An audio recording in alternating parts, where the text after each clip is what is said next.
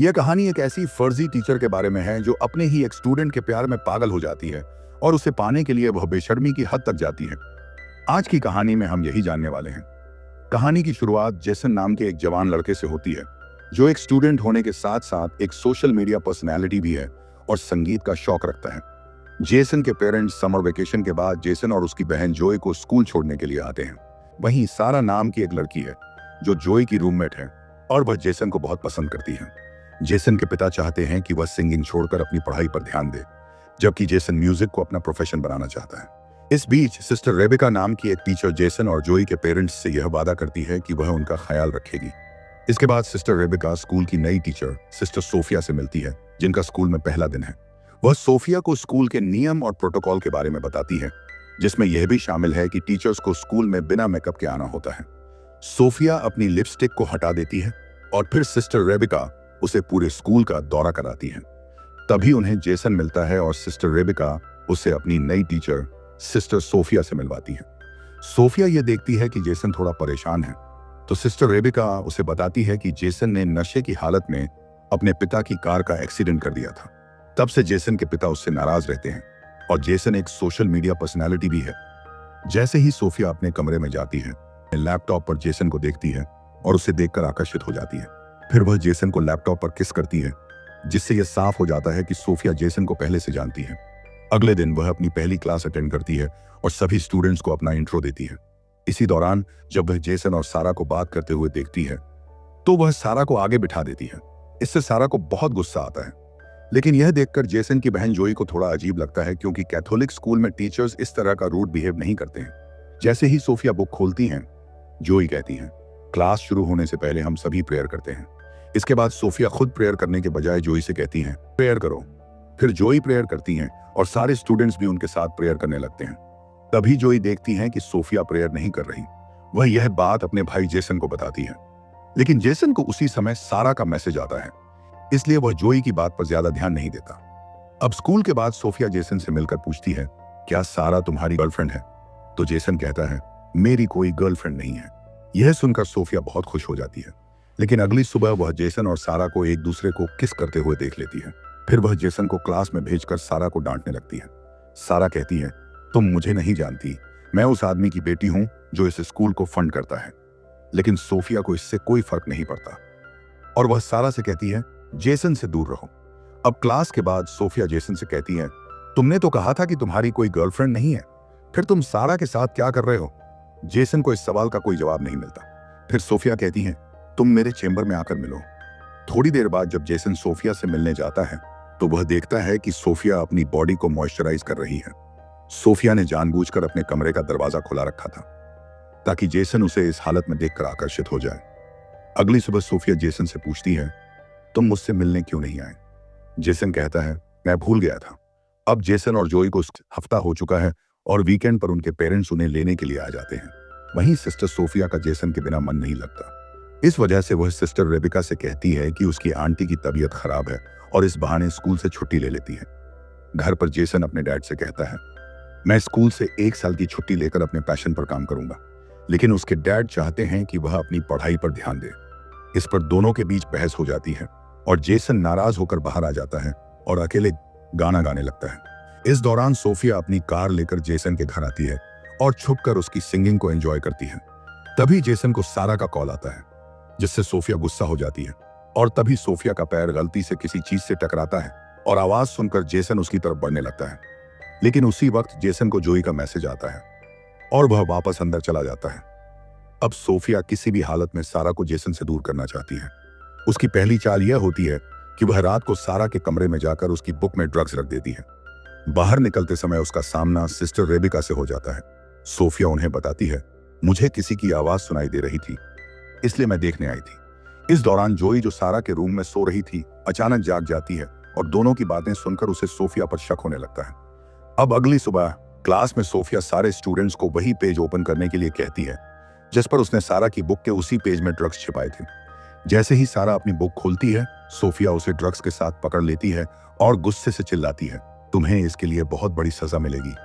यह खबर पूरे स्कूल में आग की तरह फैल जाती है और सारा को स्कूल से सस्पेंड कर दिया जाता है।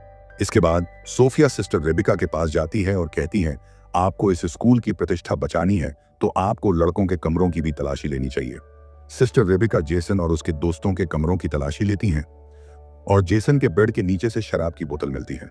असल में यह सब सोफिया ने ही किया था, लेकिन जेसन टीचर्स से कहता है, मुझे नहीं पता कि यह बोतल कहां से आई है। अगर आपने मुझे सस्पेंड कर दिया तो मेरी जिंदगी बर्बाद हो जाएगी, क्योंकि मैंने यह किया ही नहीं, और अगर मेरे डैड को यह पता चला तो वह मुझे मार डालेंगे। यह सुनकर सोफिया एक सुझाव देती है कि जेसन की सजा यह होगी कि वह 1 हफ्ते तक स्कूल के सारे काम करेगा, जो आमतौर पर सिस्टर्स करती हैं। जेसन इसके लिए हाँ कर देता है। अब हमें पास्ट का एक सीन दिखाया जाता है जहां सोफिया सोशल मीडिया पर जेसन को देखती है और उसके गानों और आवाज का दीवाना हो जाती है। वह जेसन से मिलने के लिए सोफिया नाम की एक सिस्टर, जो उसी स्कूल में ट्रांसफर होने वाली थी, उसकी हत्या कर देती है और उसे ठिकाने लगा देती है। फिर वह उसकी जगह सारे डॉक्यूमेंट बदलकर सिस्टर सोफिया बनकर स्कूल में दाखिल हो जाती है। अब कहानी वर्तमान में आती है, जहां हम देखते हैं कि जेसन स्कूल के काम कर रहा है और पौधे लगा रहा है। तभी सोफिया वहां आती है और मदद करने के बहाने उसे उकसाने लगती है। वहीं जो ये सब देख रही होती है। अगले सीन में हम देखते हैं कि सोफिया धार्मिक सीमाओं को पार करते हुए रात को जेसन के कमरे में घुस जाती है। वह अपना मोबाइल रिकॉर्डिंग ऑन करके रख देती है और अपने गले से नेकलेस उतारती है। तभी जेसन की नींद खुल जाती है और वह देखता है कि सिस्टर सोफिया उसके सामने खड़ी है। उसे यह सब अजीब लगता है, लेकिन सोफिया अपनी अदा से जेसन को बहकाने की कोशिश करती है और उसे किस करने लगती है। जेसन को डर लगता है कि यह सब पाप है, लेकिन सोफिया के मनाने पर वह उसकी बहकावे में आ जाता है और दोनों एक दूसरे के बेहद करीब आकर इंटीमेट हो जाते हैं। अगली सीन में हम देखते हैं कि जेसन पछतावे से भरकर चर्च जाता है और फादर से कन्फेशन करने के लिए कहता है कि उससे एक बहुत बड़ा पाप हो गया है। जैसे ही वह माफी मांगने लगता है, तभी उसे पता चलता है कि वहां फादर की जगह सोफिया खड़ी है। वह उसके गोद में बैठकर उसे किस करने लगती है और एक बार फिर दोनों इंटीमेट होने लगते हैं। इस घटना के 1 हफ्ते बाद जेसन अपने घर जाता है, जहां उसे सारा का मैसेज आता है, जिसमें वह उसे रात की पार्टी के लिए इनवाइट करती है। वहीं सोफिया स्कूल से निकल रही होती है, लेकिन तभी वह सिस्टर रेबिका को किसी दूसरे स्कूल के फादर से असली सोफिया के बारे में बात करते हुए सुन लेती है।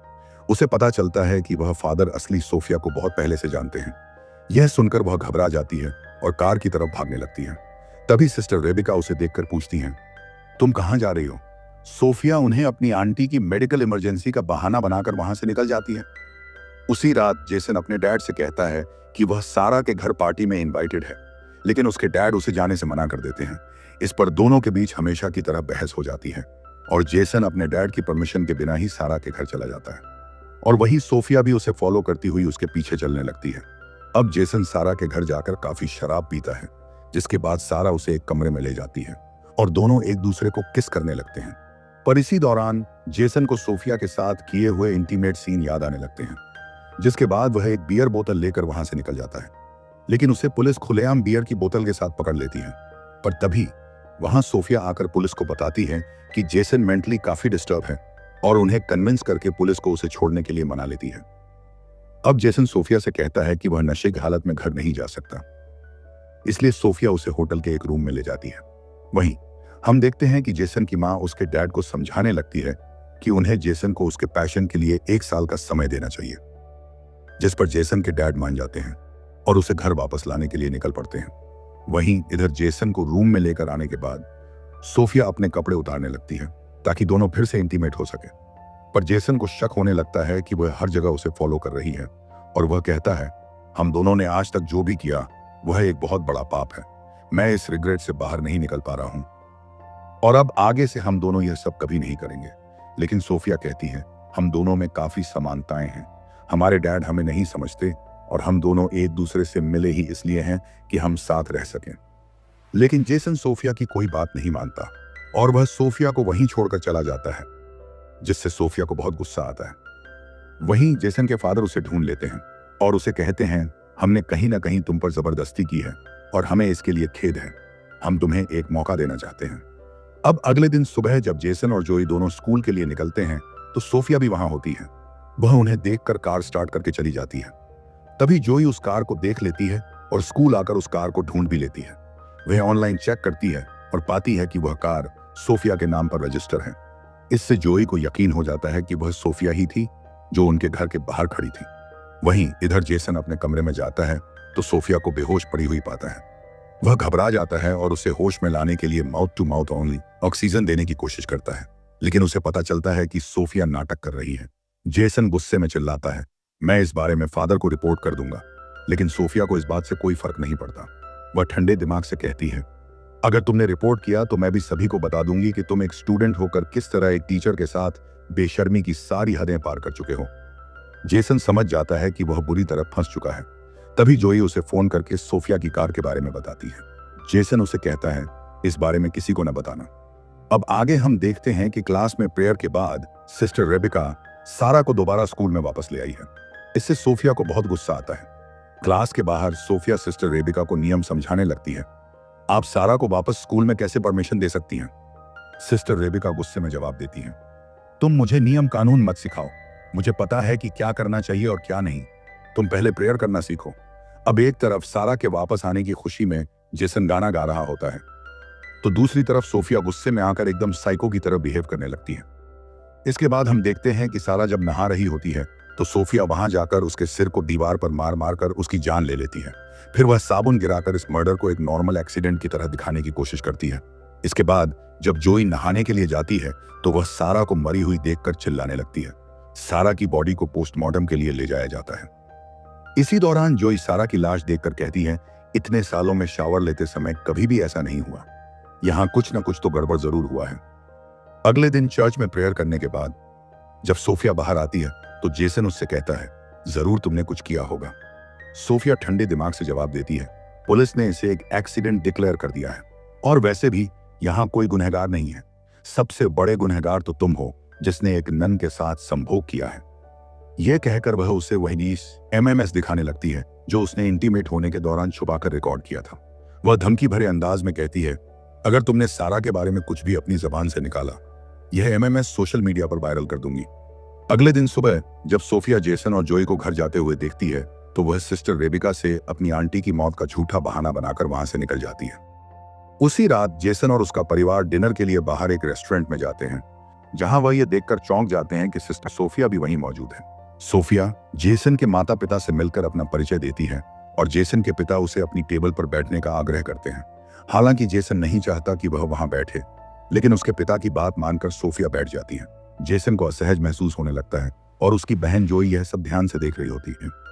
इसी बीच सिस्टर रेबिका सोफिया के आंटी की मौत के बारे में फूल भेजने के लिए उसका पता लगाने की कोशिश करती है और उसे पता चलता है कि न तो कोई आंटी मरी है और न ही वह सोफिया का असली पता है। जोई के कहने पर जेसन अपनी बहन को सारी सच्चाई बता देता है कि कैसे वह सोफिया के जाल में फंस चुका है और सोफिया ने उनका एक इंटीमेट एमएमएस भी बना लिया है जिससे वह अब कुछ नहीं कर सकता। इसके बाद दोनों मिलकर एक योजना बनाते हैं कि वे सोफिया की असलियत का पता लगाएंगे। अगले दिन सिस्टर रेबिका को रात के कॉल से सोफिया पर शक हो जाता है। वह सोफिया को अपने कमरे में बुलाकर कहती है, जब से तुम आई हो कुछ गड़बड़ तो हो ही रहा है। तुम्हारे आते ही मैंने अपने बेस्ट स्टूडेंट्स को सस्पेंड भी कर दिया और अब तुम्हारी आंटी की मौत का झूठ पकड़ा गया है। और यह कहकर वह फादर से शिकायत करने जाने वाली होती है। तभी सोफिया एक लैम्प से सिस्टर रेबिका को वार करके उसे घायल कर देती है। इसी दौरान जेसन और जोई सोफिया के कमरे में जाते हैं उसके खिलाफ सबूत खोजने के लिए। वहां उन्हें असली सोफिया का लैपटॉप मिल जाता है और साथ ही एक और लैपटॉप भी मिलता है जिसमें उस लड़की की जानकारी होती है जो सोफिया बनकर यहां आई है। वह लड़की असल में लॉरा है और जेसन के कई फोटोज उसने अपने लैपटॉप में सेव किए होते हैं। अब दोनों समझ जाते हैं कि लॉरा पूरी योजना बनाकर यहां आई है। इस जानकारी को सिस्टर रेबिका को बताने के लिए जब वे बाहर निकलते हैं तो उनका सामना सोफिया लॉरा से होता है। जेसन के हाथ में लैपटॉप देखकर समझ जाती है कि अब उसका राज खुल चुका है। वह अपनी पागलपन की भावना जेसन से जाहिर करते हुए कहती है, तुमने जितने भी गाने गाए हैं वो सब मेरे लिए थे। यह सुनकर जेसन और जोई को समझ आ जाता है कि यह लड़की पूरी तरह से साइको हो चुकी है। तभी सोफिया मौका देखकर जोई पर लैंप से वार कर देती है, जिससे जेसन गुस्से में आकर उसका गला दबाने लगता है, लेकिन सोफिया उसे दर्द से गिरा देती है। अब सोफिया जोई को फिर से लैंप से मारने वाली होती है। तभी सिस्टर रेबिका आकर सोफिया के हाथ से लैंप छीन लेती है, लेकिन सोफिया उसे भी मारने लगती है। इस बीच जेसन होश में आता है, अपनी जेब से स्क्रू ड्राइवर निकालता है और सोफिया की पीठ में वार कर देता है, जिससे सोफिया वहीं पर मौत के घाट उतर जाती है। इसके बाद हम स्कूल के ग्रेजुएशन डे को देखते हैं, जहां जेसन के पिता जोई को उसकी मां की कार गिफ्ट करते हैं और जेसन को एक नया गिटार देते हैं। इस खूबसूरत और रोमांचक कहानी को यहीं खत्म करते हुए हमें एक और मजेदार कहानी का इंतजार रहता है। तो दोस्तों, आपको यह कहानी कैसी लगी? कमेंट में जरूर बताएं। मिलते हैं एक और दिलचस्प कहानी के साथ।